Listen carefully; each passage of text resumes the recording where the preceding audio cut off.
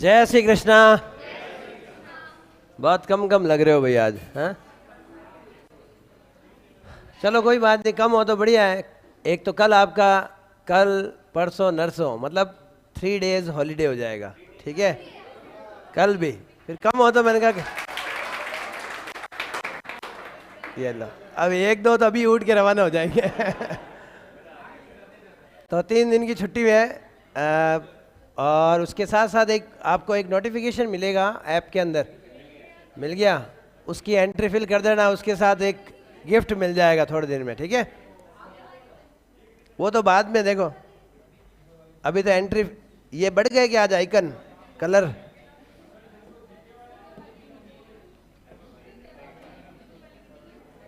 हो गई बातचीत, करें शुरू। बहुत यूं ऐसे लग रहा है कि काफी कम बैठे हैं, इधर उधर हो गए। परसों देखो लास्ट क्या कराया था? हाँ, स्प्रिंग को खींचने में किया गया कार्य कराया था। अच्छा टॉपिक था। हाँ भाई, खुश रहो। जय श्री कृष्णा, गुड इवनिंग। परसों मैंने एक टॉपिक कराया था, स्प्रिंग को खींचने में किया गया कार्य। मैं आगे आपको बताऊंगा ये कार्य स्प्रिंग के अंदर एक ऊर्जा के रूप में संचित होता है, जिसको हम बोलते हैं स्थितिज ऊर्जा। कौन सी ऊर्जा? स्थितिज ऊर्जा। तो उसके नीचे एक नोट डालो जहां आपका ये लिखा हुआ होगा W बराबर हाफ kx²। बोलो, लिखा हुआ है कि नहीं लिखा हुआ है? हाँ, इसके नीचे लिखो। हाँ, ए हो गया, वो तो कोई बात नहीं, वो तो ए तो उसका डिस्प्लेसमेंट के हिसाब से कह दिया। जितना खींचोगे उतनी तो एनर्जी होगी ना। लिखो इसके नीचे, स्प्रिंग को खींचने में किया गया कार्य, स्प्रिंग को खींचने में किया गया कार्य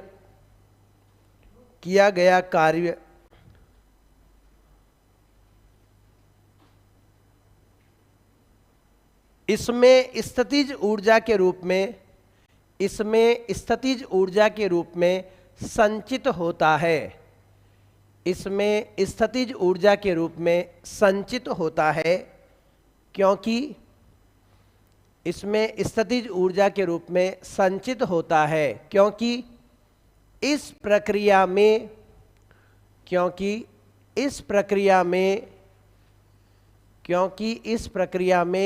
स्प्रिंग की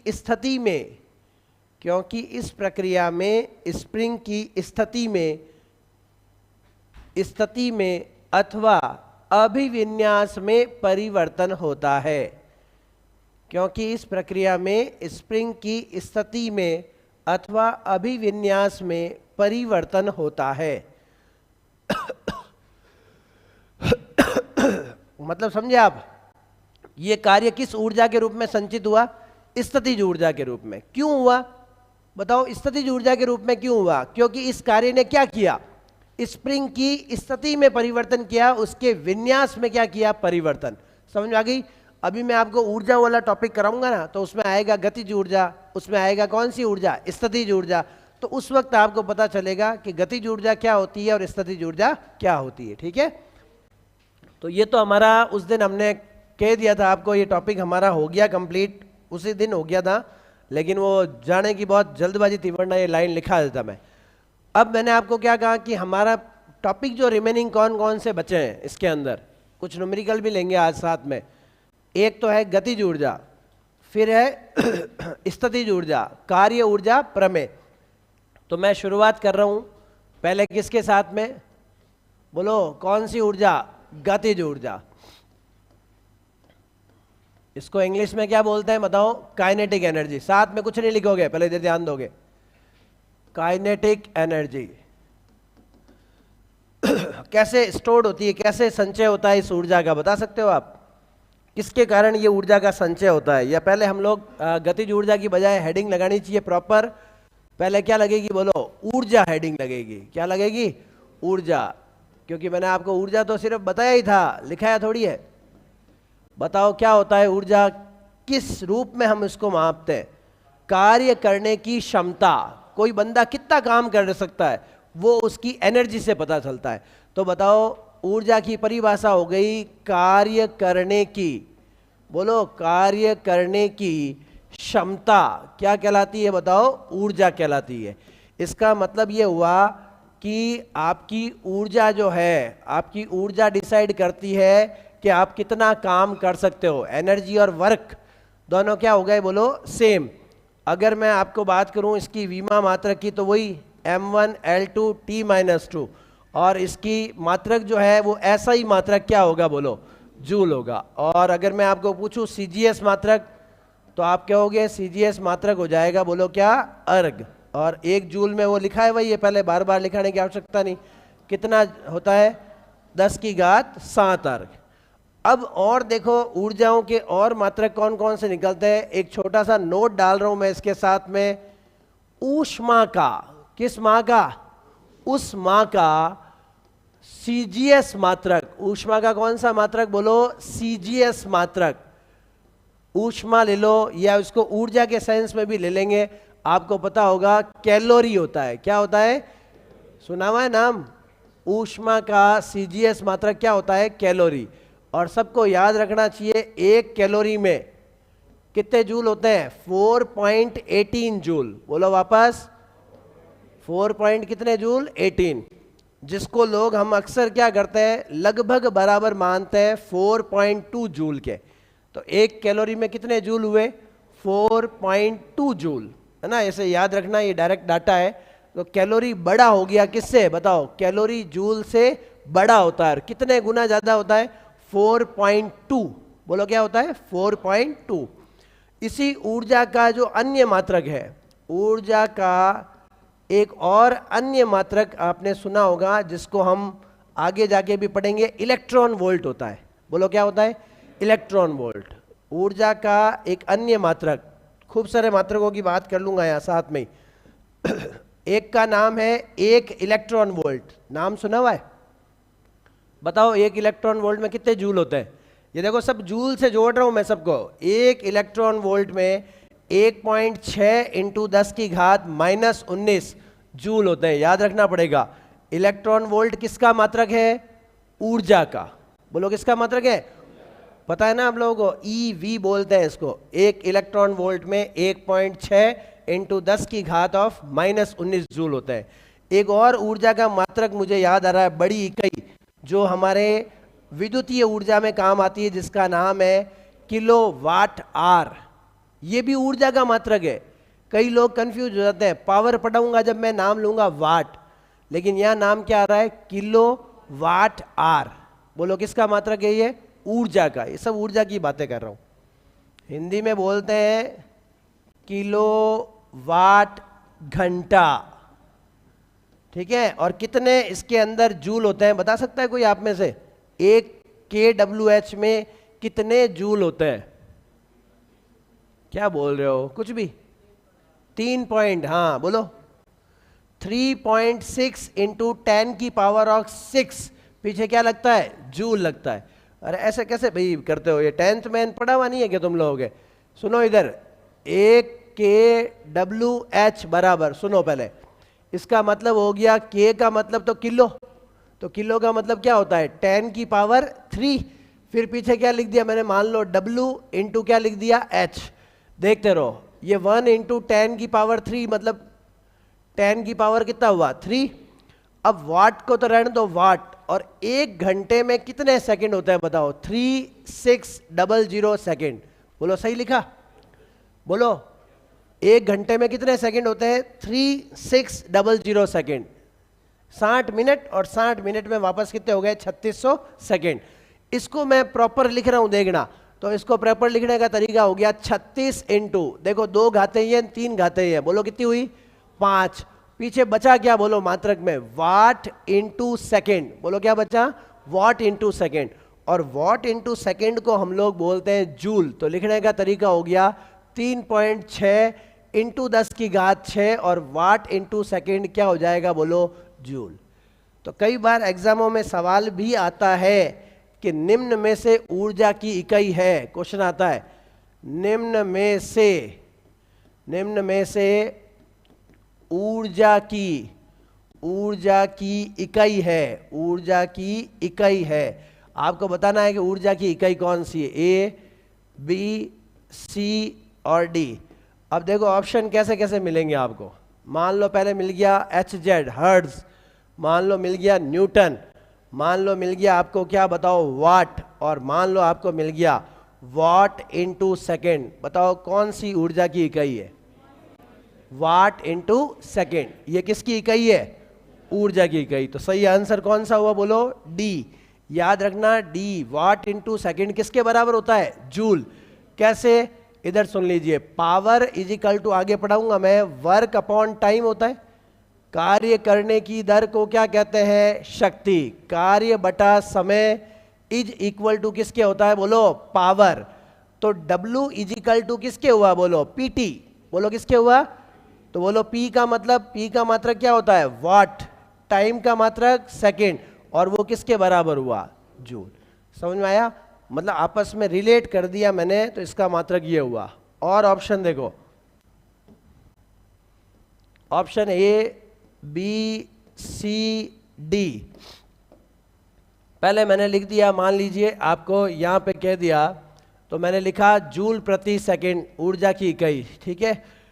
फिर मैंने लिख दिया वाट पर सेकंड, फिर मैंने लिख दिया KWH, क्या लिख दिया? KWH, और फिर मैंने लिख दिया HP, हार्स पावर।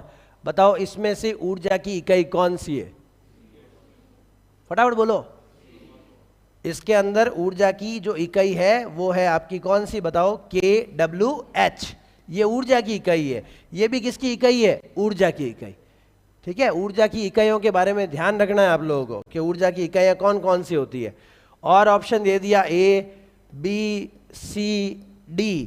अब मैंने आपको इसके अंदर नाम दिया, पहले मान लीजिए हमने दिया वो पास्कल, PA, पास्कल दे दिया। उसके बाद में मैंने नाम दिया न्यूटन, उसके बाद में मैंने नाम दिया आपके ये लिख दिया इलेक्ट्रॉन वोल्ट, और इसके बाद में लिख दिया जूल इनटू सेकेंड।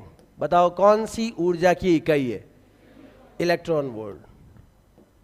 ये किसकी इकाई है? ऊर्जा की। तो समझ में आया आप लोगों को? तो सिर्फ ऊर्जा की इकाई एक ही दिमाग में मत लेके चलना, क्या कि जूल और अर्ग के अलावा कुछ नहीं होती है। ये देखो इतने सारे नाम आ गए, तो ये सब ऊर्जा की इकाइयों में आते हैं। ठीक है, छोटे से सवाल है लेकिन काम के। ये तो हुई बेसिक बातें हमारी। अब हम लोग लेते हैं ऊर्जा के बारे में और डिटेल। ऊर्जा अदिश राशि है। बोलो ऊर्जा कैसी राशि है? ऊर्जा एक अदिश राशि है जिसको हम बोलते हैं कौन सी क्वांटिटी है? बताओ, स्केलर।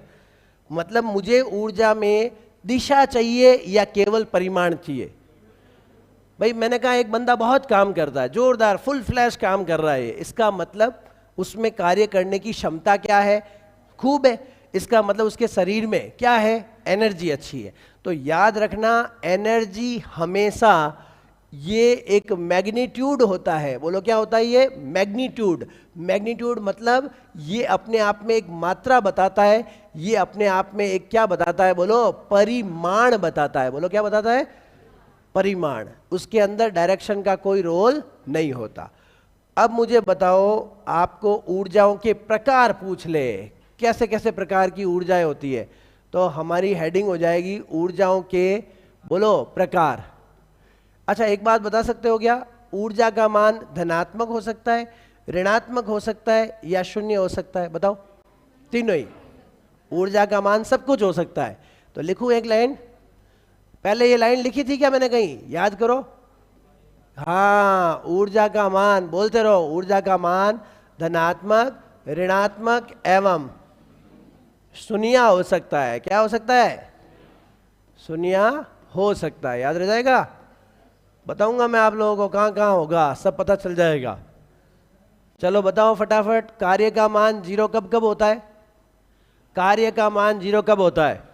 मैं कोई बल नहीं लगाऊं, जीरो हो गया। मैं बल लगाऊं लेकिन बॉडी खिसके ही नहीं, और थीटा 90 है ना, मैं किसी चीज को लेके खड़ा हूं, ऊपर की ओर बल लगाए हुए है बहुत भारी चीज को, या बैग को मैंने उठाया अपने हाथ में, है ना। बैग कभी उठाया होगा आपने? भारी बैग को कभी उठाया होगा?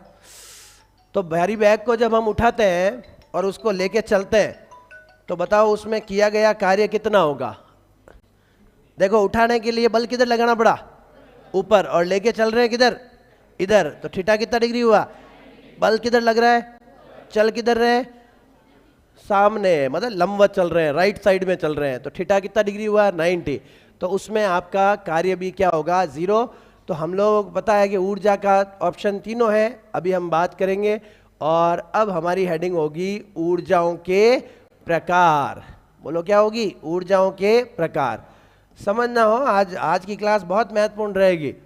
वैसे तो जिसने कार्य को समझ लिया उसके लिए तो ज़्यादा दिक्कत नहीं आएगी। ऊर्जाओं के प्रकार में बहुत सारी ऊर्जाएं हैं, क्या क्या नाम लूँ, किसको छोड़ूं किसको पकड़े, है ना, इतनी सारी है। लेकिन मुख्य जो है वो हमारी कौन सी ऊर्जा है बताओ? यांत्रिक ऊर्जा। बोलो कौन सी ऊर्जा? इंग्लिश में क्या बोलते हैं इसको? Mechanical energy. बोलो कौन सी एनर्जी? मैकेनिकल एनर्जी, ठीक है।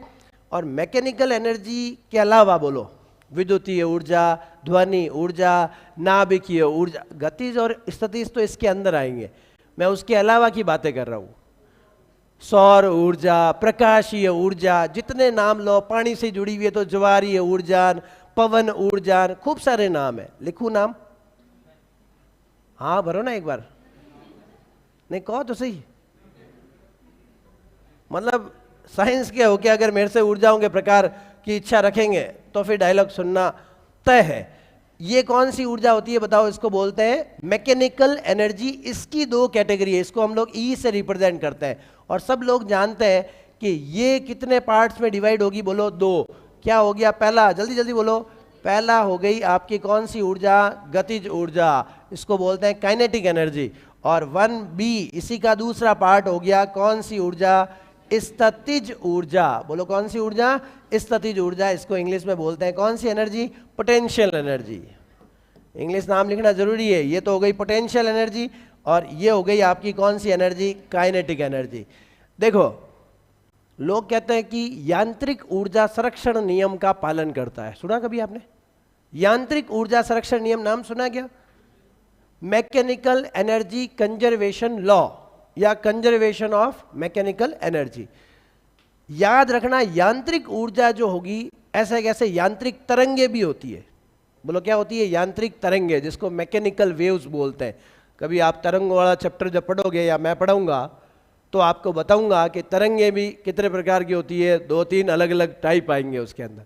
जो पहले होती है यांत्रिक तरंगे, फिर हम लोग सेकंड वाली पढ़ाएंगे जिसका नाम है मैटर वेव, द्रव्य तरंगे। वो आगे की बात, अभी मत सोचो।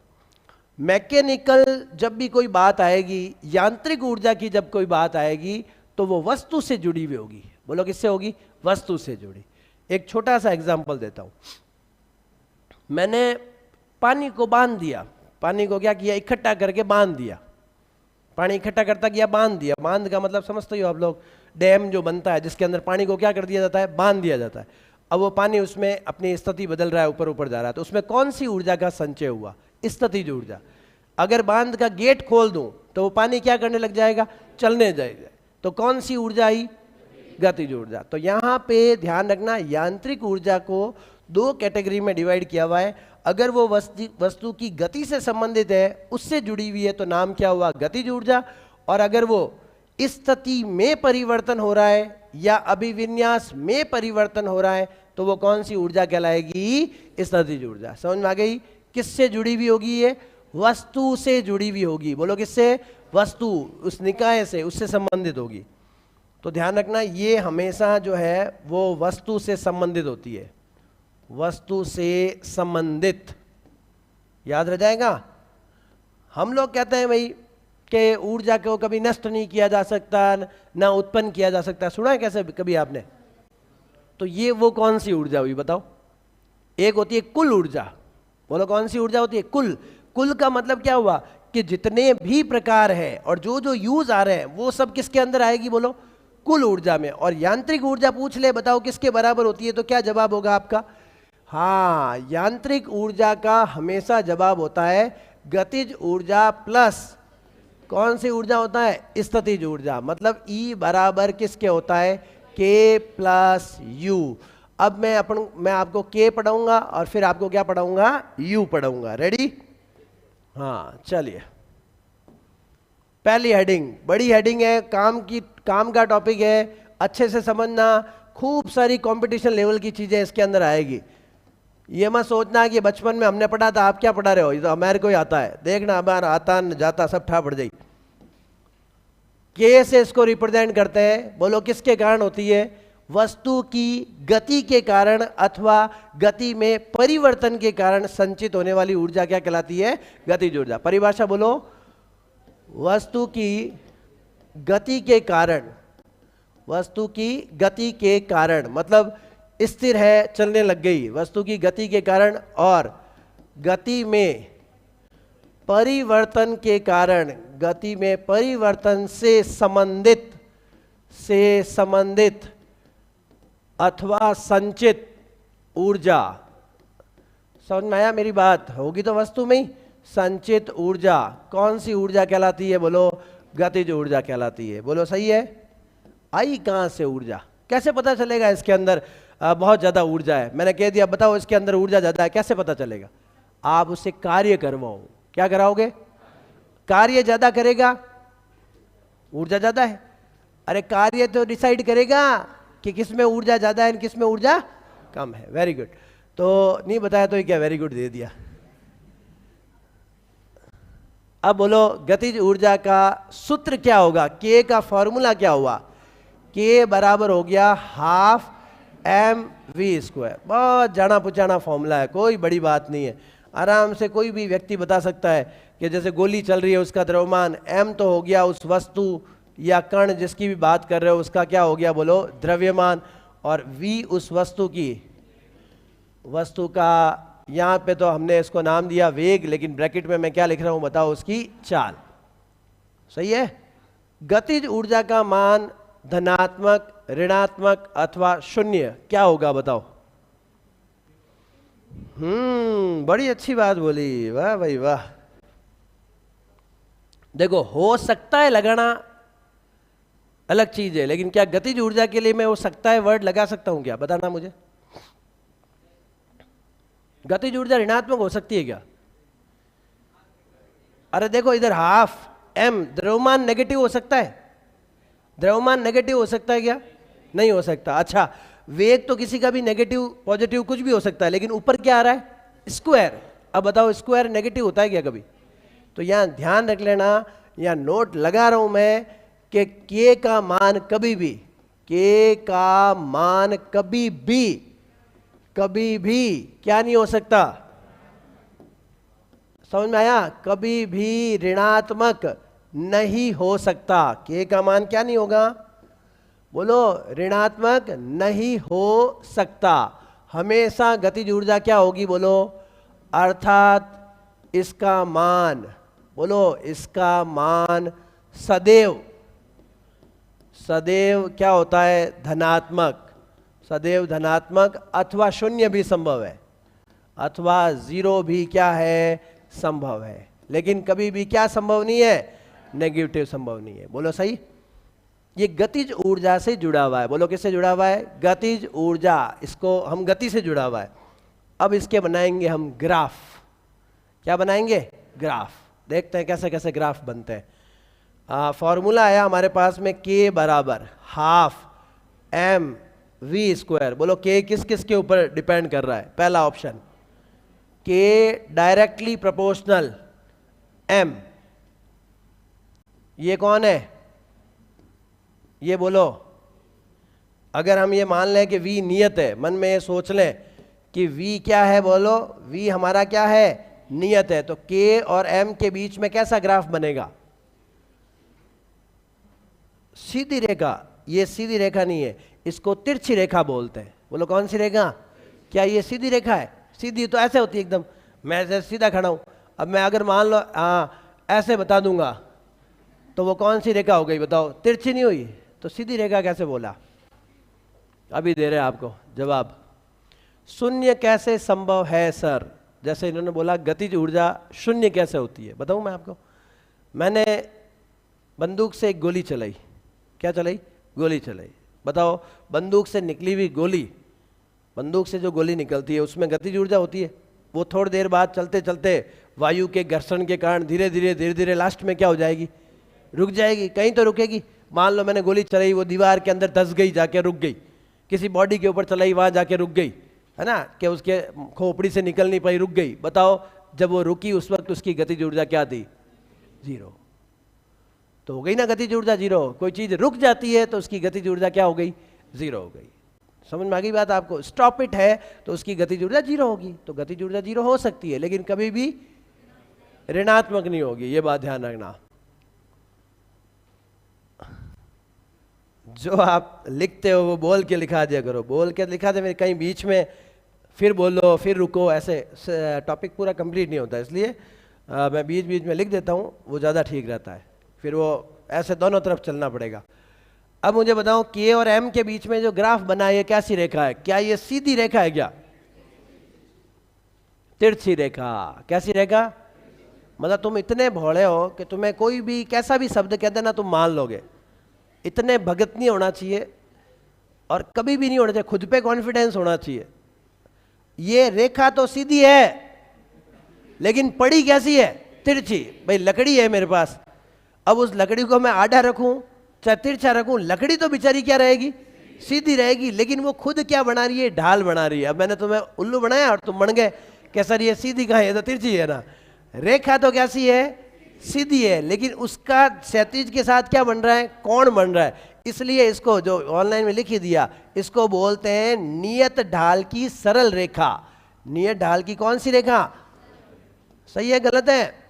तो ध्यान रखना, इसको हम लोग बोलेंगे नियत ढाल की स्ट्रेट लाइन। सरल का मतलब स्ट्रेट ही होता है। ये स्ट्रेट है लेकिन क्या बना रही है? कुछ कोण बना रही है, कुछ ढाल बना रही है। समझ में आया? एक और, K इज डायरेक्टली प्रोपोर्शनल क्या हो गया? V square. नियत M हेतु, मतलब जिसका नियत M हो। क्या M भी बदलता है क्या? हाँ, कुछ चीजों के लिए रेत घड़ी के अंदर ऊपर का द्रव्यमान क्या हो रहा था? बदल रहा था। रॉकेट ऊपर जाता है तो उसका M नियत रहता है। तो फिर आप तो कह रहे थे ना नियत रहता है। हाँ, अभी मैंने नियत बताया। अच्छा, इसलिए तुम्हारी नियत ऐसे ही है, वरना तुम्हारी नियत डोल जाती है ना। गुड।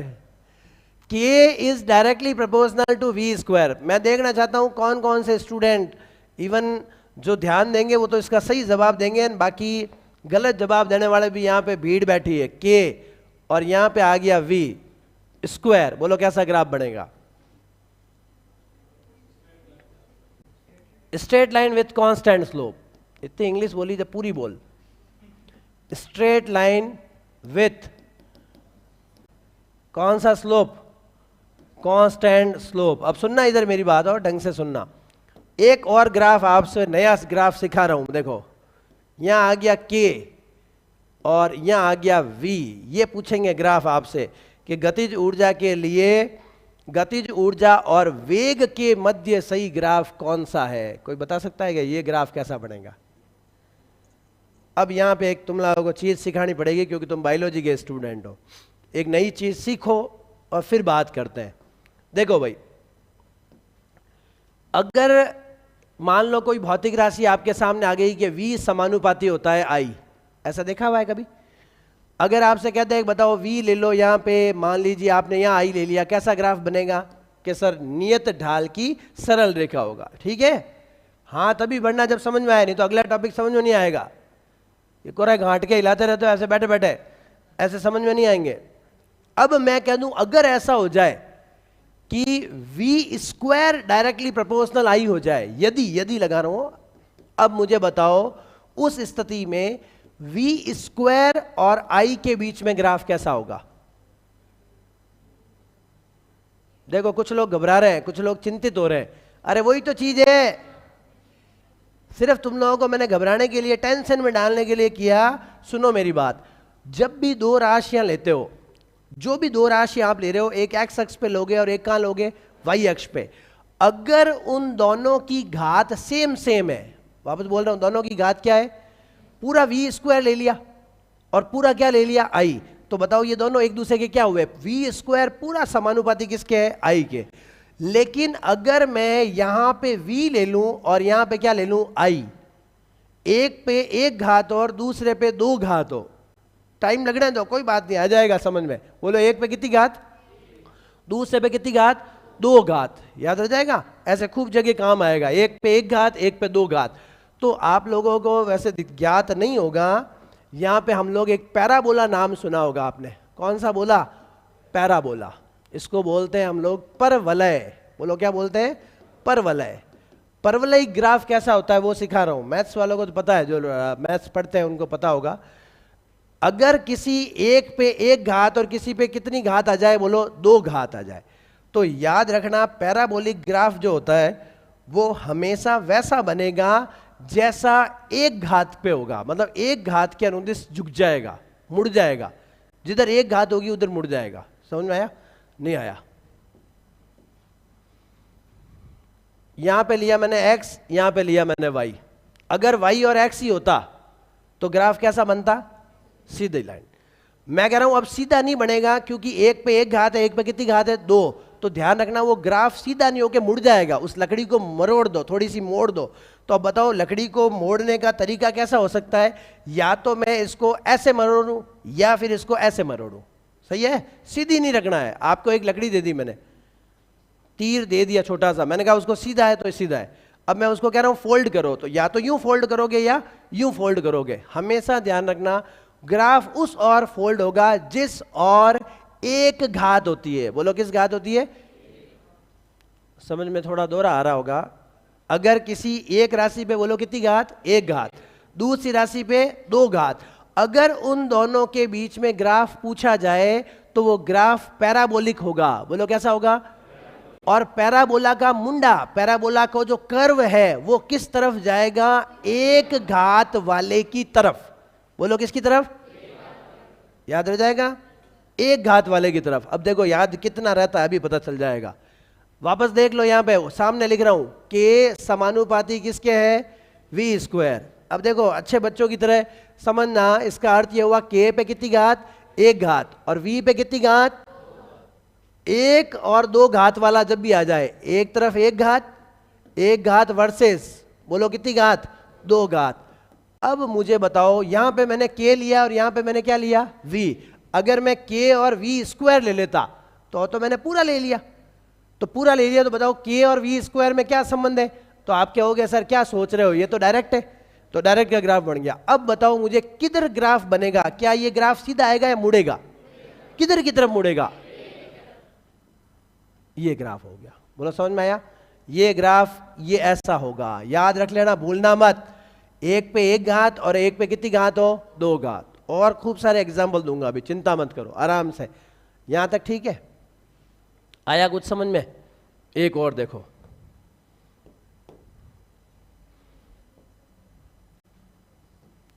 मुझे कुछ पुरानी चीजें याद आ रही है, वो वाला ग्राफ बना रहा हूं मैं। जैसे मैंने बोला आपको s बराबर होता है ut plus half AT square. अगली स्लाइड में ले लूं, ठीक रहेगा, नहीं तो तुम लोग यहां पे जोड़ लोगे उसको। नोट डाल रहा हूं मैं आप लोगों को। स्वतंत्र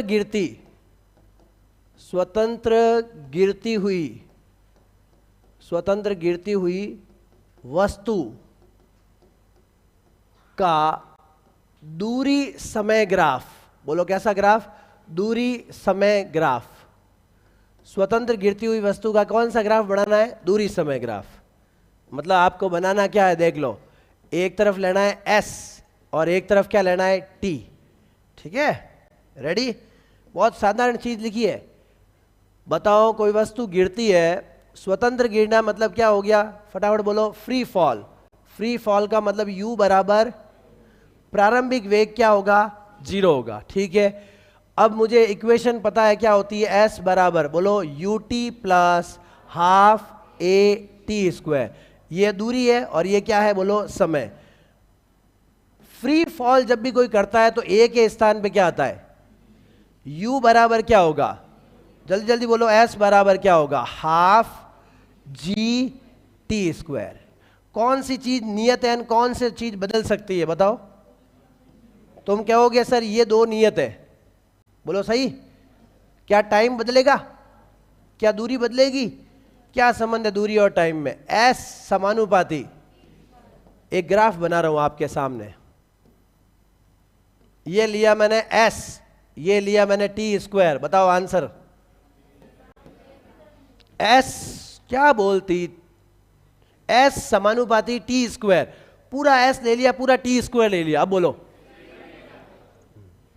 यही तो समझ आया है, इसीलिए तो आए हो। यहां पे एस और यहां पे टी, अब बोलो एस समानुपाती टी स्क्वायर। समझ में आया? ग्राफ किस ओर मुड़ेगा? एक घात की ओर। बोलो किधर मुड़ेगा?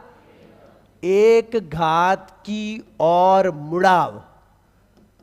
और क्या होगा उस लाइन का? मुड़ा होगा। मतलब ये ग्राफ स्ट्रेट लाइन आया या वक्राकार है? ये वक्रीय है। और वक्र में कैसा वक्र बन रहा है? पैराबोला। कौन बोला?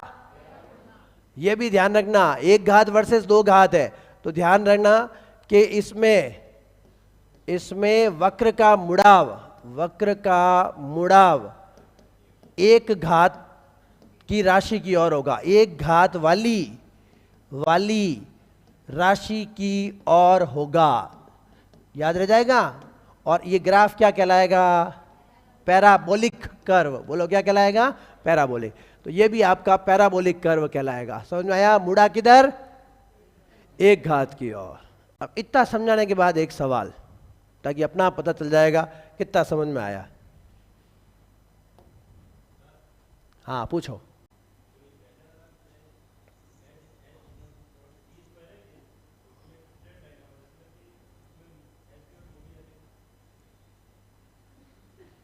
एस की ओर मुड़ी क्यों?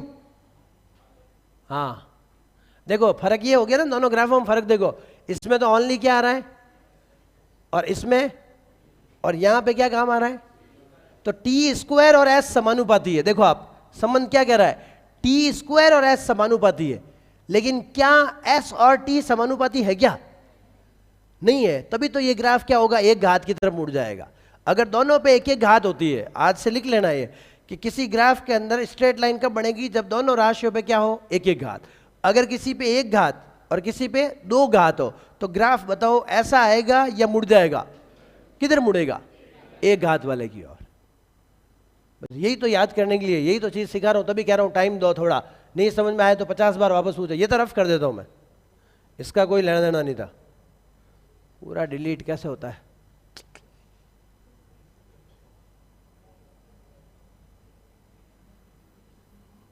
ये घंटों ला गए।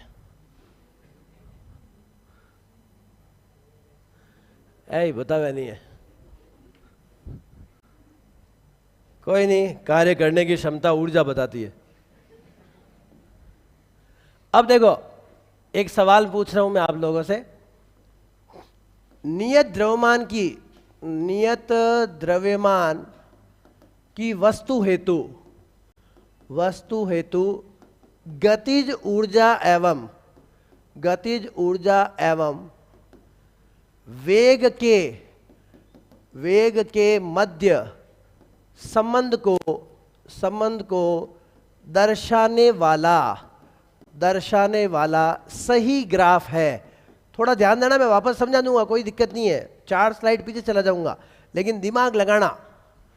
Option A, option B, option C और ऑप्शन डी। देखते हैं कौन सा ग्राफ सही होता है।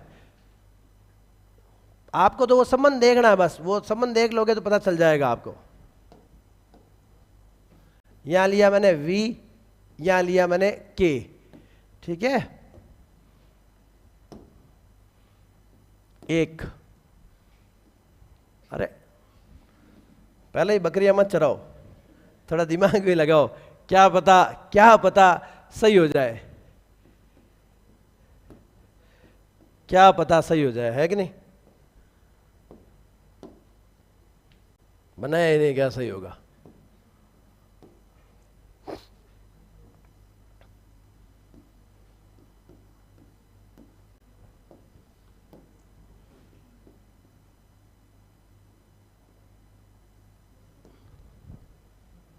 इतना आसान होता तो फिर मैं देता ही क्यों ये सवाल।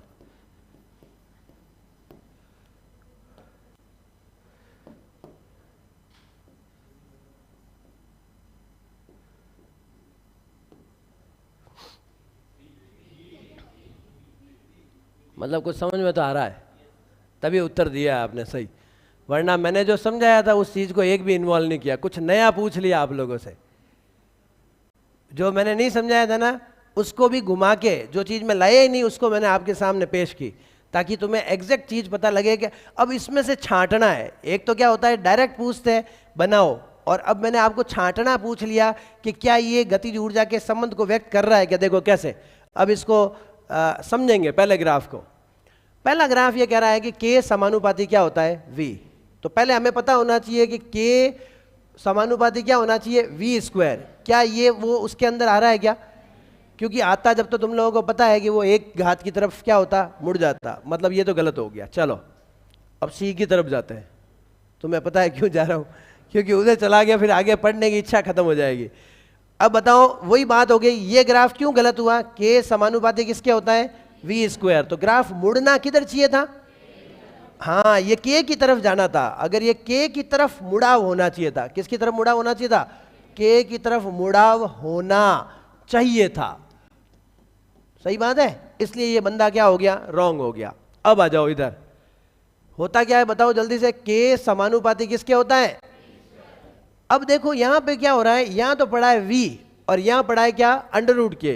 तो पहले अंडर रूट लाओ दोनों को, दोनों पक्षों का क्या ले लें, अंडर रूट लेने पर। सही है, बोलो अंडर रूट लेंगे जब क्या आएगा, अंडर रूट के इज डायरेक्टली प्रोपोर्शनल टू किसके हुआ, वेरी गुड। अब बताओ इधर कौन है, अंडर रूट के, इधर कौन है v। बताओ ये ग्राफ सही है क्या? तो हमें कहेंगे ये इसका हमारा कौन सा उत्तर हो गया, सही उत्तर। सही है। और लास्ट वाले में क्या गड़बड़ हुई बोलो? ये कहना चाह रहा है कि k वैसे तो होता है समानुपाती किसके, v स्क्वायर, लेकिन ये ग्राफ क्या प्रदर्शित कर रहा है, k समानुपाती क्या है, अंडर रूट v, जो कि सही, जो सही नहीं है। सही है, कुछ समझ में आया? ग्राफ k बराबर हाफ एम वी स्क्वायर, लगता बहुत इजी था कि है क्या, एक फॉर्मूला बताते ही गतिज ऊर्जा कंप्लीट हो गई। अभी तो और संघर्ष बाकी है, अभी तो लड़ाई बाकी है, क्योंकि हम उसको संवेग के साथ समझेंगे। किसके साथ समझेंगे, संवेग।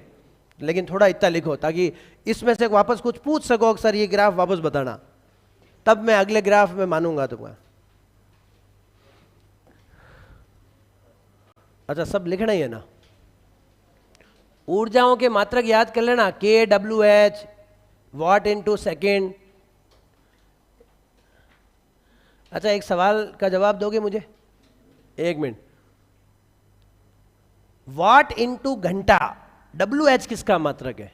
सिर्फ डब्ल्यू एच लिया हो, शक्ति का, सिर्फ डब्ल्यू इंटू एच लिया, बोलो किसका है? ये तो गड़बड़ हो गई, मुझे ध्यान था। के डब्ल्यू एच बोलो या वाट इंटू सेकेंड बोलो। अब मैंने वाट इंटू सेकेंड नहीं बोल के वाट इंटू आर बोल दिया, तो चीज तो वही रही, और वो किसका मात्रक हुआ, बोलो ऊर्जा का। तो ध्यान रखना, इसकी जगह अगर ऐसा लिखा हुआ जाए, बोलो क्या, वाट इंटू आर, तो भी उसको सही मानना है। ये भी लिखा हुआ है तो उसको भी क्या मानना है, सही मानना है। मतलब हमें नॉलेज तो बिल्कुल नहीं है, यही बात हो गई, सिद्ध कर दिया आपने। चलो के, एक्चुअली के जो है ना वो मात्रक थोड़ी है, के तो किलो है, वो तो 10 की घात 3 है।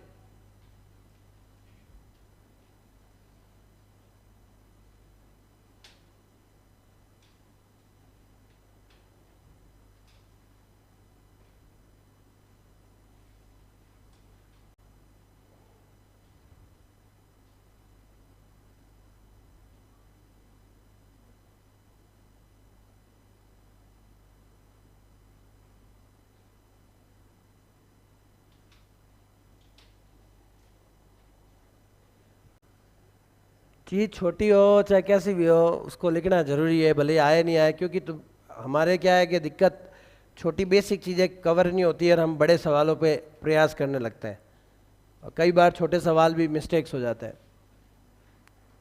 अब ऊर्जाओं के मात्रक मात्रक पे देखो कितने सवाल बन सकते हैं।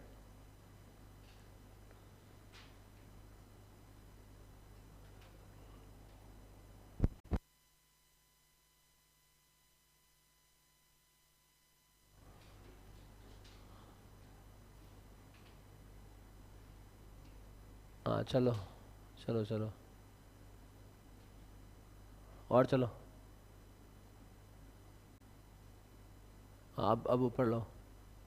एक तो 26 तारीख की क्लास वीडियो नहीं आ रहा है ना, देखना इस बात को, नोट करना। चलो आगे चलो।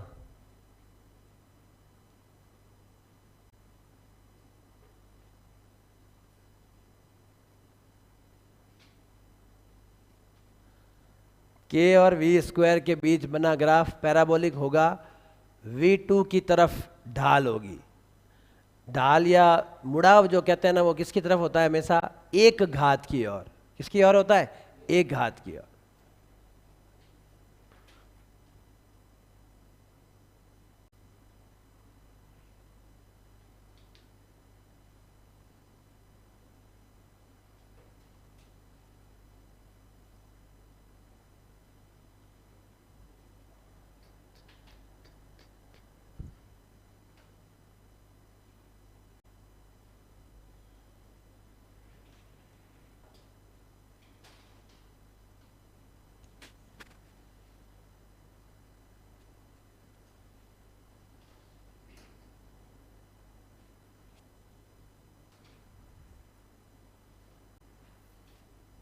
ठीक, चेंज करो भाई।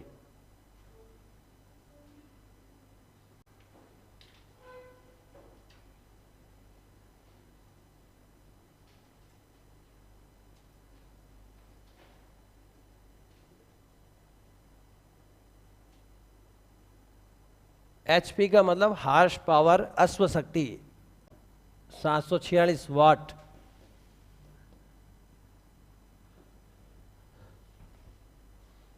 अभी आ जाएगा वापस, शक्ति नाम के टॉपिक में आ जाएगा।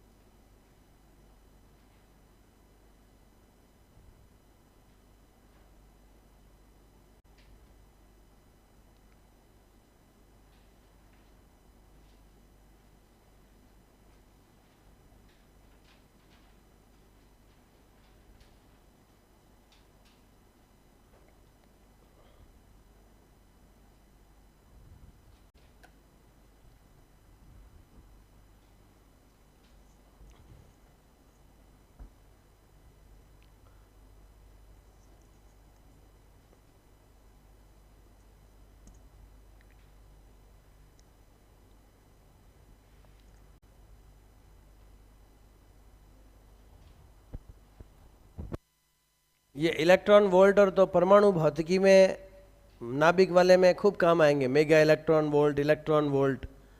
इलेक्ट्रॉन की जब भी बात आएगी तो एनर्जी को हम ईवी से रिप्रेजेंट करेंगे, that is called as electron volt.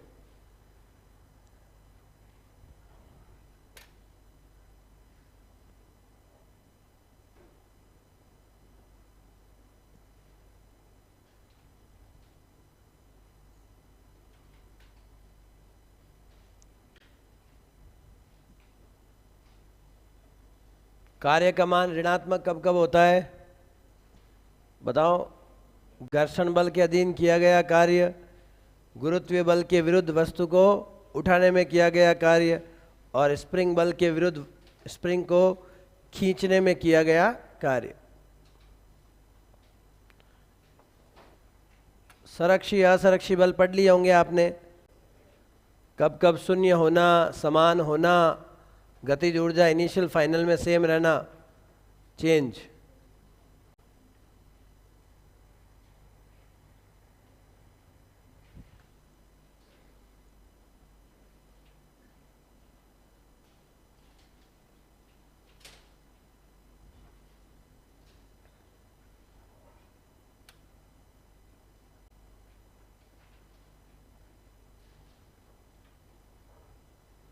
Graph एक बार बिल्कुल और समझाएंगे, मेरी भी इच्छा है ग्राफ एक बार और समझाने की।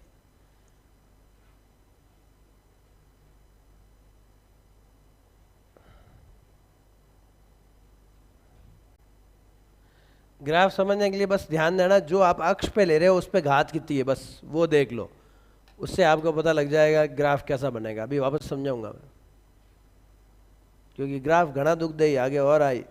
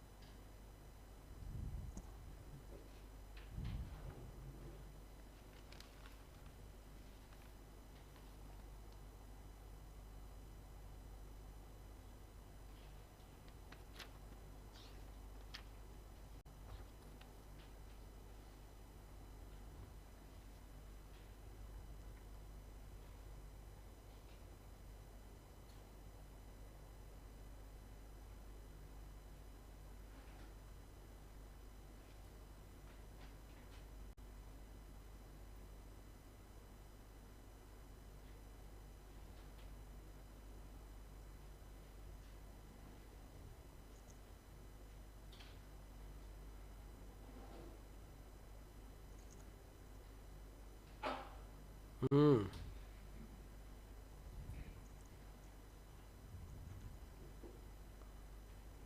नहीं वेजेटाई छींका करे।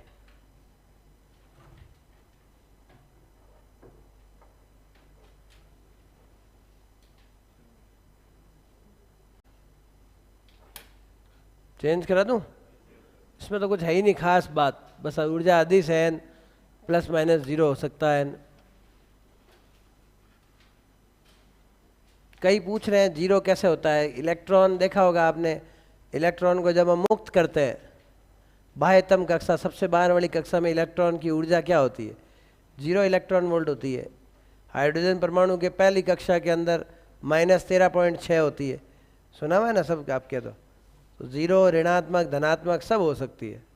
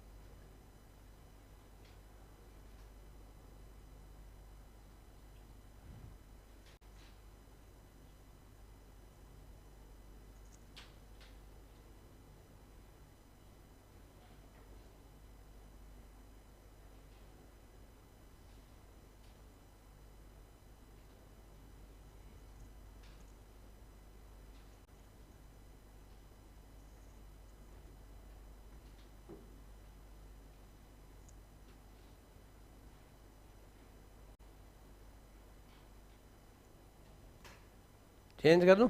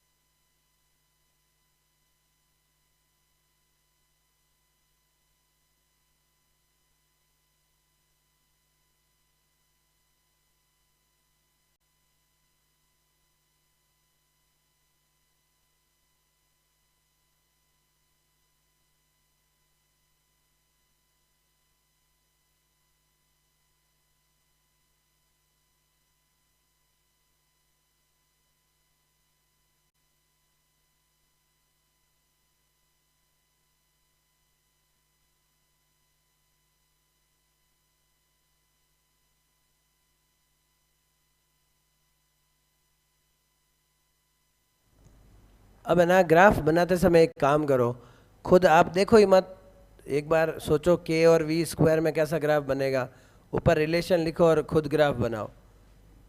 फिर एक बार के और वी में बनाओ, फिर देखो रिलेशन में एक पे एक घात आ रही है और एक पे कितनी घात आ रही है, दो घात। फिर देखो क्या सीधा बनेगा या मुड़ जाएगा।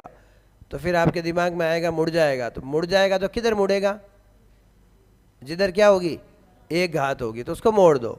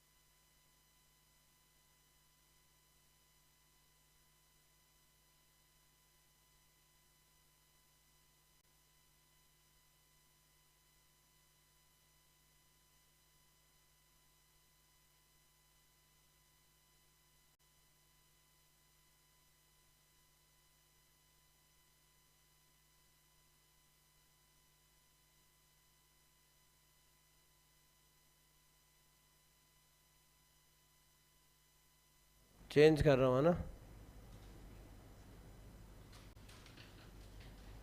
ये मैंने आपको एक वी में गति पढ़ाया था ना, उसके अंदर एस और टी के मध्य बनाया गया ग्राफ सिखाया है।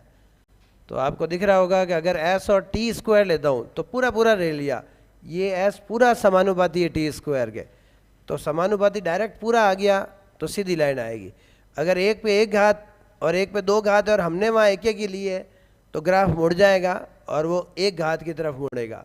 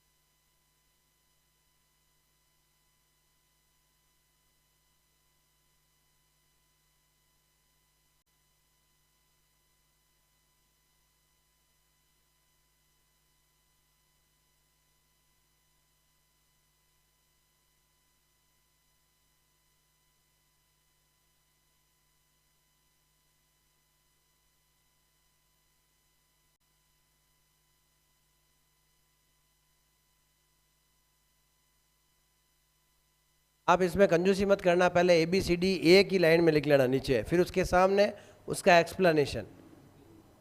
समझ गए मेरी बात? मेरी तो मजबूरी थी ना, मेरे पास तो इतनी जगह, तुम्हारा तो सब प्लॉट खाली है।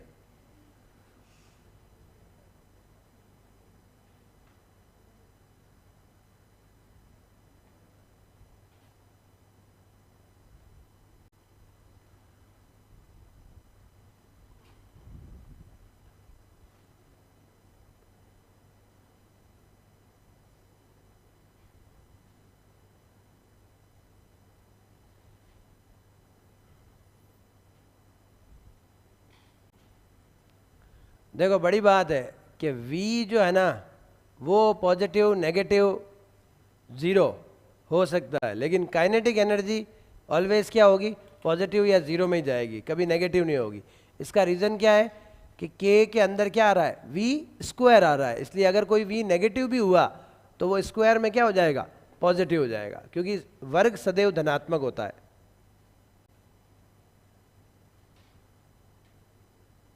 ए देखो, ए कंजूस, माँ की चूस।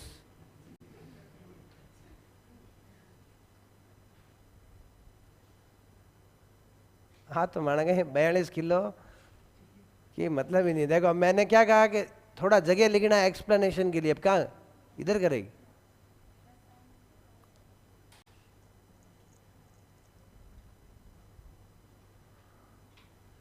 ग्राफ के राइट में होता है ना लिखा हुआ तो थोड़ा इजी रहता है।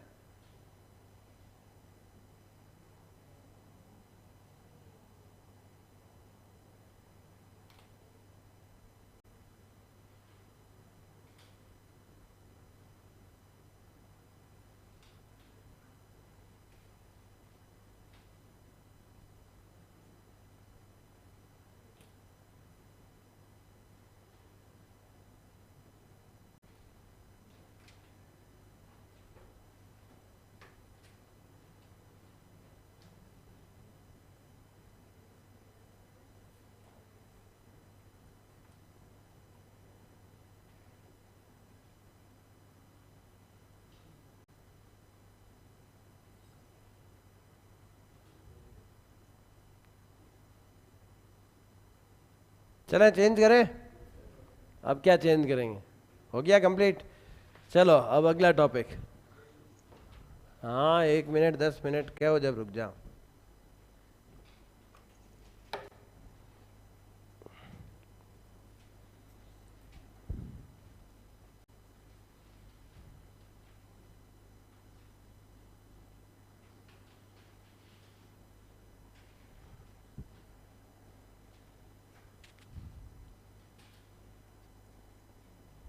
चारों के एक्सप्लेनेशन लिख लेना कि ये गलत क्यों हुआ, क्योंकि संबंध ये था, ऐसा ग्राफ ऐसे नहीं बन सकता, और इसका अगर होता तो ये बनता, ऐसा करके पूरे चारों के सही सही एक्सप्लेनेशन लिख लेना, ताकि क्या है कि आप वहाँ पे जवाब जब भी सवाल आए तो कॉन्फिडेंस से दे सको। रटा हुआ तो ग्राफ में कभी काम आता ही नहीं है कि मैं रट के गया, ऐसा ग्राफ है, ऊपर की तरफ मुंडा था वो वाला राइट करना है, तो वो वहाँ पे कुछ भी मिलान ऊपर वाला राइट कर दिया तो गए। चेंज करें, सबने लिख लिया, नोट कर लिया? चलिए अब हमारा गतिज ऊर्जा का बेसिक प्लेटफॉर्म हमारा कवर हो गया कि K बराबर हाफ mv² होता है, इसकी कोई दिशा होती नहीं है। और अब मेरा जो है इसी के अंदर का टॉपिक ही चलता रहेगा गतिज ऊर्जा से रिलेटेड। गतिज ऊर्जा जिसको हम बोलते हैं K एवं संवेग में संबंध। बोलो किसमें? संवेग। कहाँ से आया था संवेग? संवेग आया था हमारे गति के नियम वाले चैप्टर से। बोलो सही है ना? द्रव्यमान इनटू वेग क्या कहलाता है बताओ? संवेग कहलाता है। P और K में संबंध। रुक जाएंगे क्या 10 मिनट? कोई फर्क नहीं पड़ना, इधर ध्यान दो। संवेग का फॉर्मूला कौन बोलेगा? संवेग क्या होता है तो सबको पता है, P बराबर m इंटू वी होता है। और गतिज ऊर्जा का फॉर्मूला K बराबर बोलो हाफ mv²। सही है। अब आप क्या करो, यहां से v का मान निकाल के यहां रख दो भाई। इससे अगर v का मान निकालो आप तो v बराबर क्या आएगा बोलो? P बटा m आएगा। और अगर मैं यहां पुट कर दूं इसके अंदर तो आपके पास में संबंध बढ़ेगा कि नहीं बढ़ेगा? बोलो के बराबर बोलते रहो हाफ एम, बोलो पी स्क्वायर अपॉन, क्या कैंसिल हो रहा है, एम की एक घात क्या हो गई, बोलो कैंसिल।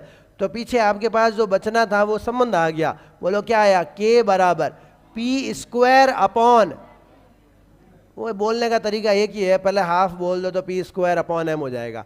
ये इंपॉर्टेंट संबंध है, आपको याद रखना है, रख लोगे याद, के बराबर बोलो क्या है, पी स्क्वायर अपॉन 2m। तो ये तो हो गया, इसको तो बोलेंगे गतिज ऊर्जा के का सूत्र पी के पदों में, वापस बोलो के का सूत्र किसके पदों में, पी के पदों में। और अगर मैं आपसे पूछ लूं पी का सूत्र के पदों में क्या होगा, तो पी स्क्वायर बराबर क्या हो जाएगा, बोलो 2m के, और पी बराबर हो जाएगा, जल्दी बोलो, अंडर रूट ऑफ 2m के, बोलो सही, ठीक है यहां तक। तो अब आपको ध्यान देने की बात है, के और पी में क्या संबंध बन रहा है बताओ, के और पी के अंदर जो संबंध है, के एंड पी रिलेशन, कौन बताएगा मुझे के और पी के बीच में रिश्ता क्या कहलाता है। तो आपके सामने दिख रहा होगा आप लोगों को, के समानुपाती पी स्क्वायर, या बोलते रहो फटाफट, या साथ में अंडर रूट के समानुपाती पी, बोलो सही है। अब मैं आपको कुछ पूछना चाह रहा हूं, है ना, समझ गए, क्या बात है, वेरी गुड, मतलब पता चल गया ग्राफ कैसा पूछा जाएगा, राइट। अगर मैं आपको इससे संबंधित ग्राफ बनाता हूं तो आप जवाब देने की स्थिति में रहेंगे या नहीं रहेंगे, देखते हैं। संबंधित ग्राफ, अगर मैं आपको यहां कहता हूं मैंने लिया यहां पे के, बोलो क्या लिया, के, और यहां पे लेता हूं मैं पी स्क्वायर, बताओ कैसा ग्राफ आएगा, सरल रेखा होगी नियत ढाल की, सही। देखता हूं अभी क्या जवाब देते हैं, वो गायब हुआ तभी तो अब पता चलेगा, सामने था जब तो बहुत सही जवाब दे देते हैं। हाँ अब बोलो कैसा ग्राफ आएगा, अंडर रूट के और पी के बीच में, again straight line with constant slope, सही। यहां पे ले लिया मैंने के, यहां पे ले लिया मैंने P, और यहां पे ले लिया K, इसके मध्य खींचा गया सही ग्राफ होगा K और P के बीच में। एक बार पलक झपका दूं, पैराबोलिक बनेगा, और पैराबोला किधर की तरफ होगा, K की तरफ, बोलो क्यों, क्योंकि उसके ऊपर कितनी घात है। तो ऐसे मन में सोचेंगे, मन में लिखेंगे कि भाई के समानुपाती होता है पी स्क्वायर, के पे कितनी घात, एक घात, पी पे कितनी घात, दो घात। तो एक और दो घात का जब भी आवे तो आपको ध्यान रखना है कि हमेशा ग्राफ को मोड़ना किधर है, समझ में आया। ग्राफ कैसा कहलाएगा, पैराबोलिक, बोलो क्या कहलाएगा, पैराबोलिक। अब और इसके अंदर और मिसलेनियस थोड़ा और इसके अंदर जोड़ देते हैं कि यदि स्पेशल लगा देते हैं ना, स्पेशल केस लगा देता हूं, यदि कण का संवेग नियत हो, यदि कण का क्या हो, संवेग नियत हो। गतिज ऊर्जा का फॉर्मूला पता है आपको, बोलो क्या होता है, के बराबर हाफ एम वी स्क्वायर। तो आपको पता होगा ना कि के और एम के बीच में, अभी थोड़ी देर पहले ही ग्राफ बनाया था के और एम के बीच में, ये रहा, अभी तो आपके लिखा हुआ ही होगा के और एम के बीच में, कहाँ गया, दिख रहा है। अब देखना मजे की बात, यदि कण का संवेग क्या हो, नियत हो, तो बताओ मुझे के और एम के बीच में ग्राफ कैसा बनेगा। ये बनाऊं एक ऑप्शन या ये वाला ग्राफ बनाऊं, दोनों में से कौन सा ऑप्शन राइट होगा, पिंकी राइट होगी, चिंकी राइट होगी, बोलो।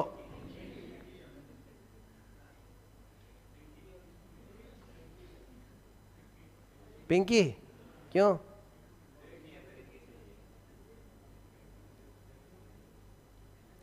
ऊपर देखो स्पेशल केस क्या लिखा हुआ है, यदि कण का संवेग नियत हो तो गतिज ऊर्जा एवं द्रव्यमान के मध्य परिवर्तन ग्राफ के मध्य परिवर्तन ग्राफ होगा, परिवर्तन ग्राफ।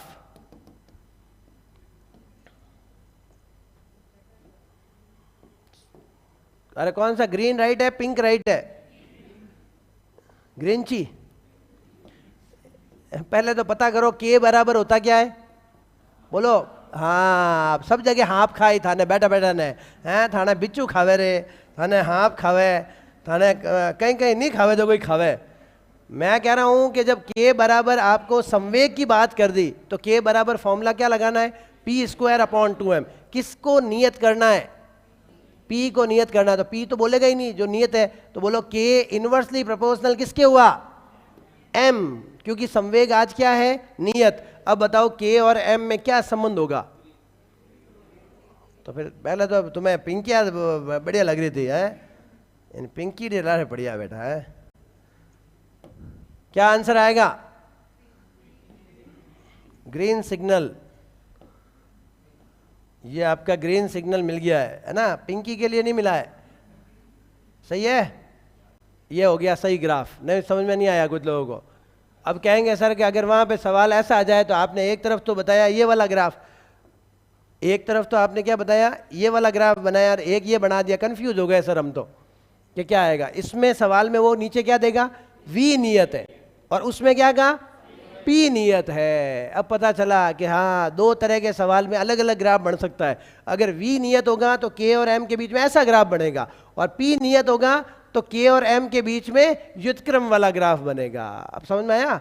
मतलब तुम कहो तो मैं यहाँ पे एक नोट डाल देता हूँ वापस, और तुम खुद ही लिखना वहां पर। आया समझ में? एक और मुझे याद आ गया, लो तो याद ग्राफ में तो क्या है, जितने बनाओ उतने ही कम है। पता चल गया लोगों को क्या लिखेंगे सर। हाँ अब बोलो, अब वो आ जाएगा। सही है, तो एक नोट डाल सकता हूं मैं चाहूं तो। नोट ये है, यदि कण का क्या नियत हो, बताओ, वेग नियत हो। क्या नियत हो, वेग नियत हो, तो ध्यान रखना गतिज ऊर्जा के जो है वो समानुपाती किसके होगा, m के। एवं यदि कण का क्या नियत हो, संवेग नियत हो, तो गतिज ऊर्जा के व्युत्क्रमानुपाती किसके हो जाएगी, m। मतलब देख लो, एक ही चीज के अंदर कितना चेंजेस आ गया, एक में वेग नियत और एक में क्या हो गया, संवेग नियत। फर्क आया कि नहीं आया?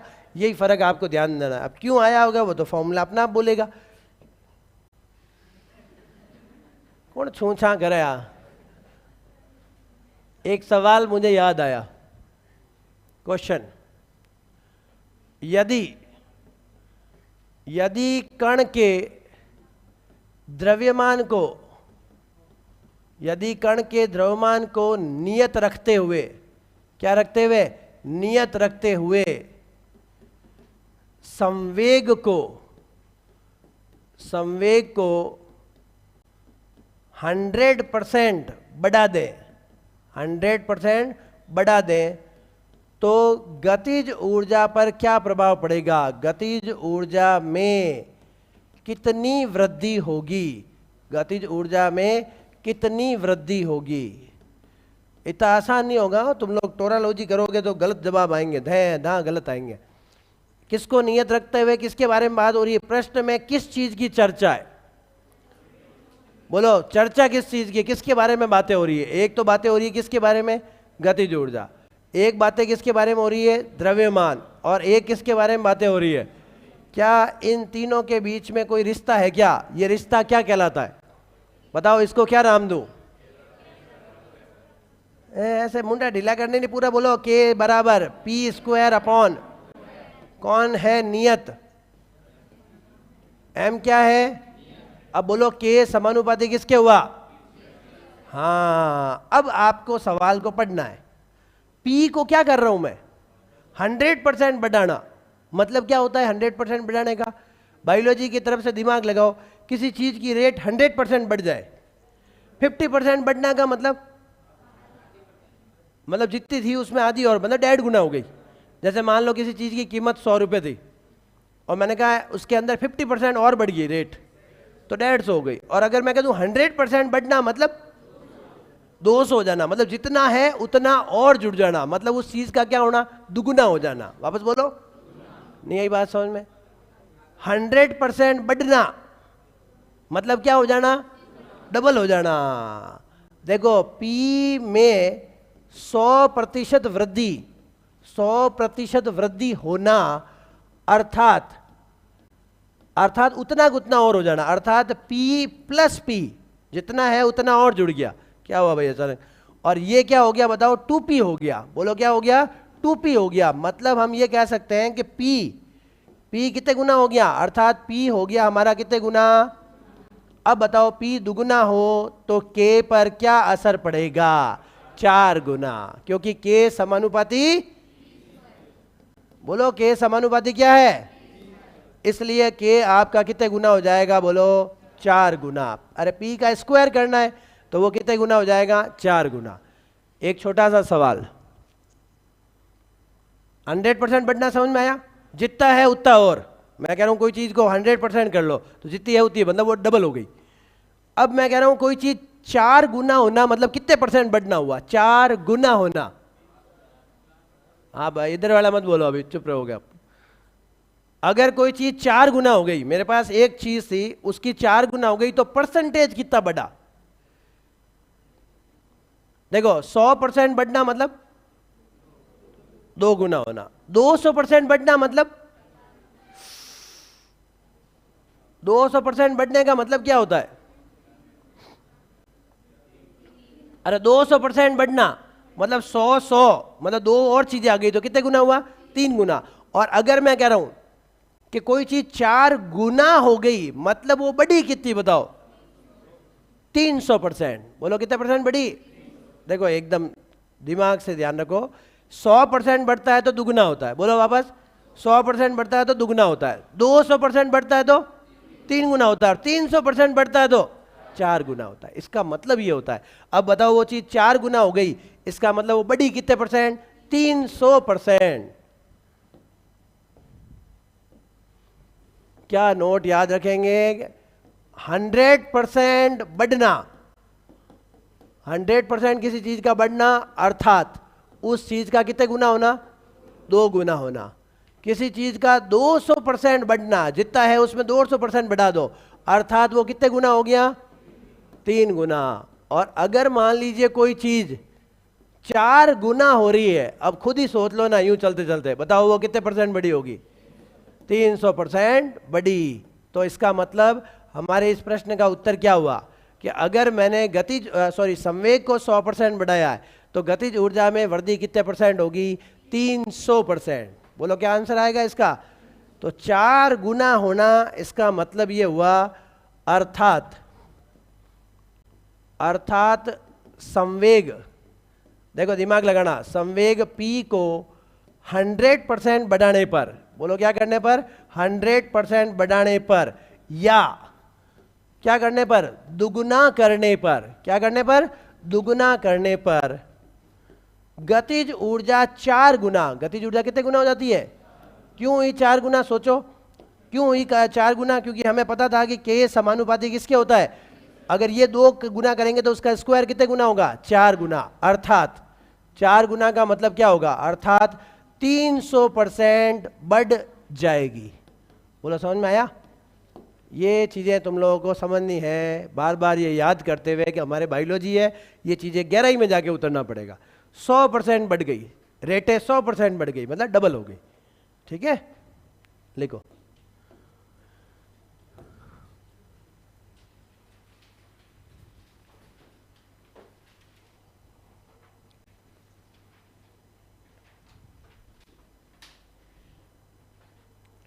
अब बताओ कोई ग्राफ संबंधी अगर 1 घात 2 घात को लेके अगर अभी भी लड़ाई बाकी है तो फिर तो अभी भी वापस समझना पड़ेगा। बस ध्यान ये रखना है, एक पे 1 घात, दूसरे पे 2 घात, और आपने दोनों की 1-1 घात ली हुई हो तो वो मुड़ेगा किस तरफ, 1 घात वाले की तरफ।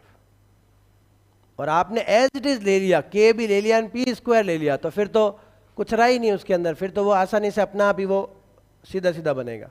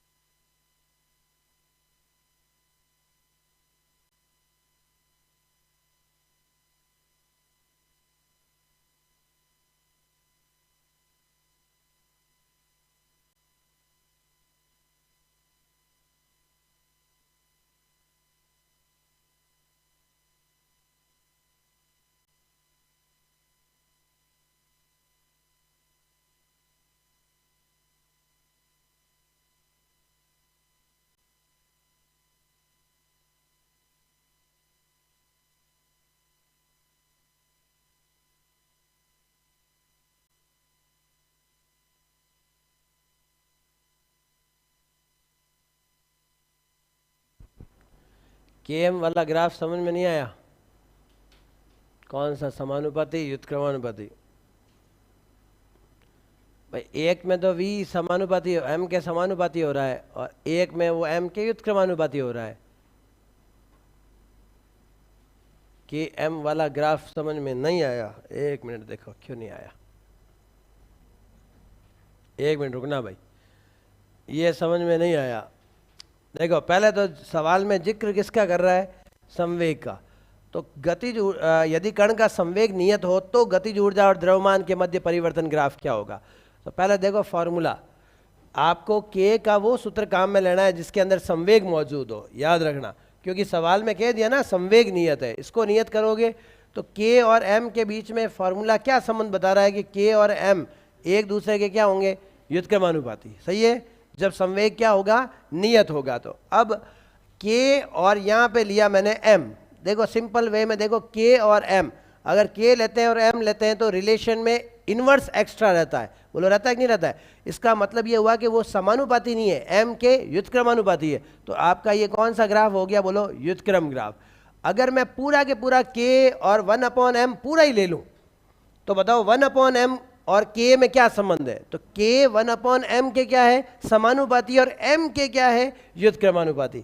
तो यहाँ पे के आएगा और यहाँ पे 1/m, मतलब पूरा के पूरा टर्म ले लिया हमने, तो ये दोनों एक दूसरे के क्या हो गए? समानुपाती। इसलिए यहाँ पे ये ग्राफ बना है। और अगर मैं पीछे जाता और इस ग्राफ को समझाने की कोशिश करता जिसमें v को मैंने क्या लिया बताओ? नियत। यहाँ k बराबर देखो फॉर्मूला क्या होता है? Half M V square. k समानुपाती m है कब? जब v क्या होता है? नियत। इसका मतलब इसको तो बोलना ही नहीं। अब बोलो k और m के बीच में, तो साफ ही दिख रहा है, ये तो बहुत नॉर्मल बात है कि इसका जो ग्राफ होगा वो नियत ढाल की सरल रेखा होगा।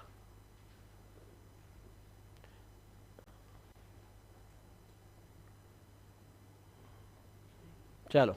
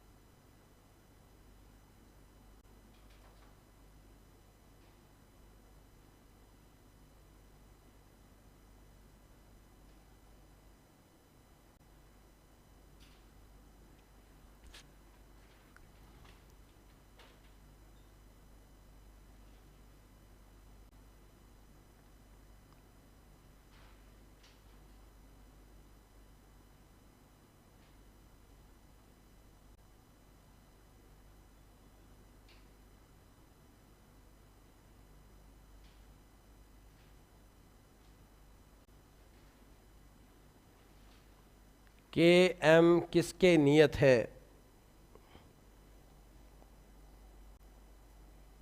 क्या पूछना चाह रहे हो? के एम किसके नियत? के तो गतिज ऊर्जा है और एम द्रव्यमान है।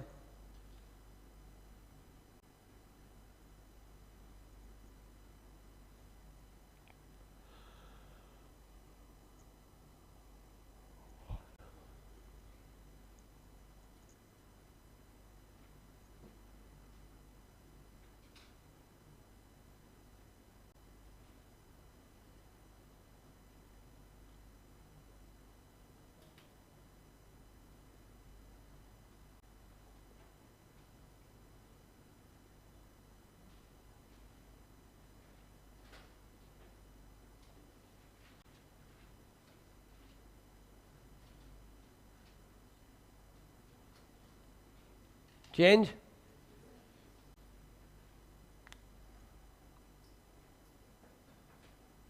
पूरा लिखो। के एम किसके नियत है, ये नहीं पता नहीं चल रहा के एम किसके नियत का मतलब क्या निकला?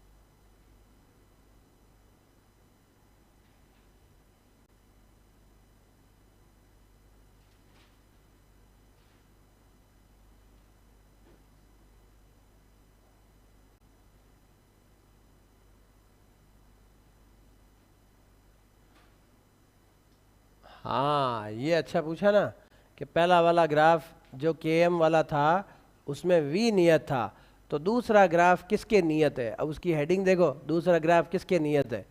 उसकी हेडिंग में लिखा हुआ है के और एम के बीच में बना वक्र क्या होगा, जबकि क्या नियत है? देखो पढ़ो उस हेडिंग को, संवेग नियत लिखा हुआ है, देखो लिखा हुआ है ना भाई। दूसरा वाला के एम ग्राफ जो बनाया उसमें क्या लिखा हुआ है? संवेग नियत है। लिखा क्या साइड में भी जाके, और मैंने तीर भी बनाया होगा, ये नियत है। यूं लिखने के साथ साथ मैं उसके नोटेशन भी देता हूं।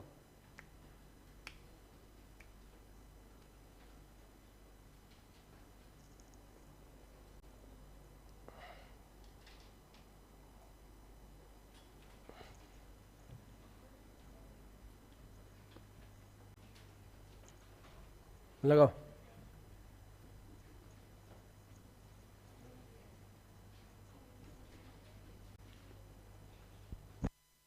का ग्राफ हो गया, गतिज ऊर्जा का फॉर्मूला हो गया। नॉर्मल जो गतिज ऊर्जा के बारे में जानकारी रखनी थी वो हो गई। कुछ सवाल कर लेते हैं क्योंकि उस दिन भी नहीं कर पाए। जितने भी हो जाएंगे 5, 7, 10 4 हो तो बड़ी बात है नहीं।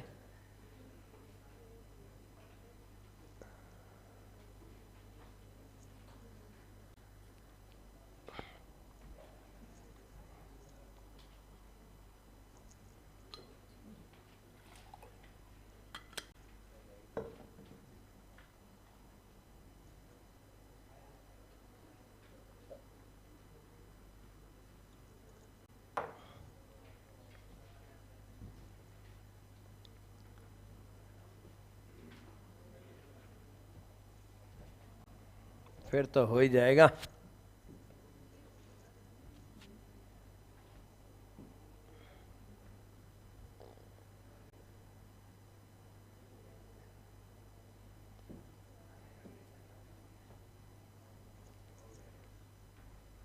चलिए फटाफट से देखो।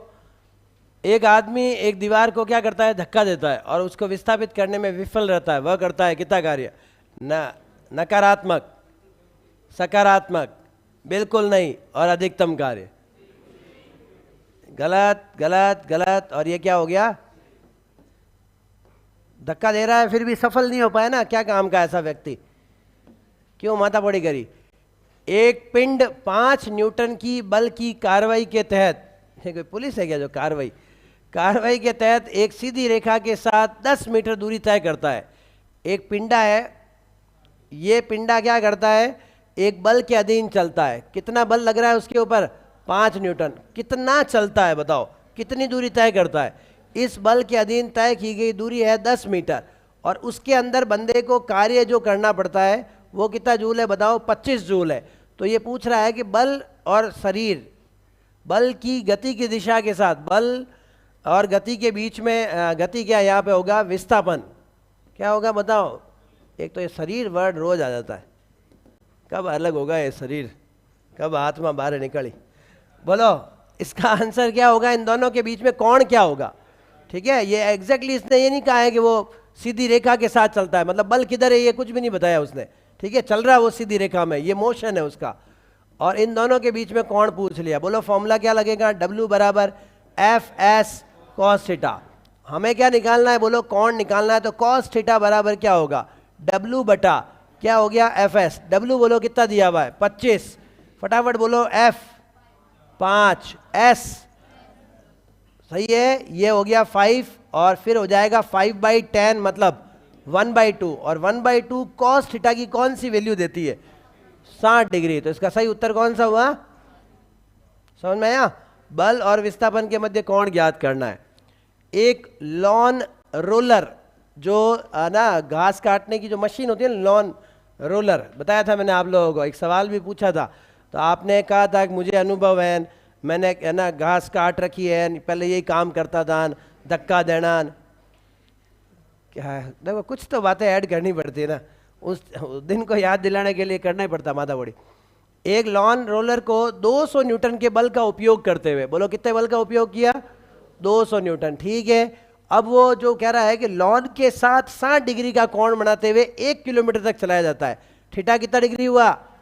सही है। और कितने किलोमीटर तक विस्थापित किया, बोलो 1 किलोमीटर। आपसे पूछा 1 किलोमीटर का मतलब होता है 10 की घात 3 मीटर।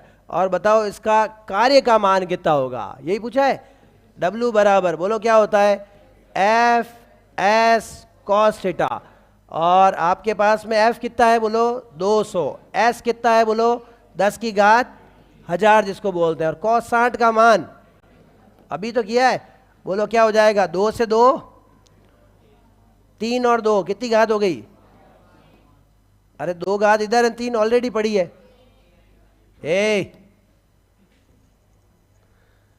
यदि बल और बल की दिशा में कण का विस्थापन दुगुना कर दिया जाए तो क्या गजब लिखा है, तो काम होगा,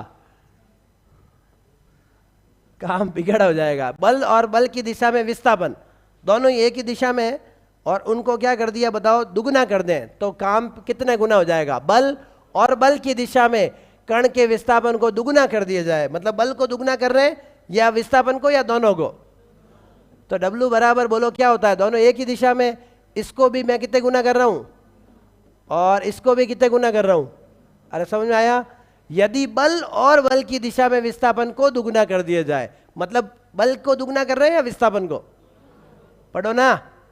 और दोनों को करेंगे जब टोटल कितना हो जाएगा, 2 × 2 बराबर।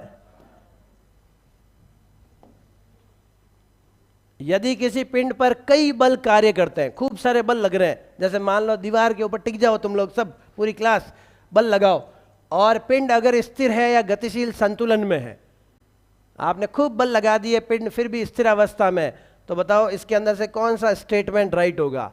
किसी भी व्यक्तिगत बल द्वारा किया गया कार्य शून्य होना चाहिए, किसी एक के द्वारा हो। सभी बलों द्वारा किया गया शुद्ध कार्य पॉजिटिव है, क्या कार्य पॉजिटिव हुआ। सभी बलों द्वारा किया गया कार्य नेगेटिव है, माइनस वे नहीं है। सभी बलों द्वारा किया गया कार्य शून्य नहीं है, तो फिर क्या नहीं है, शून्य ही होगा ना। क्या पता क्या लैंग्वेज है, अपन लिख देते हैं वैसे ही ऑप्शन बढ़ा दिए, सभी बलों द्वारा किया गया कार्य, क्योंकि अपन ने यहां कह दिया ना, इसने क्या लिखा है कि पिंड क्या है, गतिशील संतुलन, मतलब चलता नहीं है, कार्य क्या होगा, 0 होगा। ठीक है, तो पता नहीं लिखने वाले ने ये समझ में नहीं आया।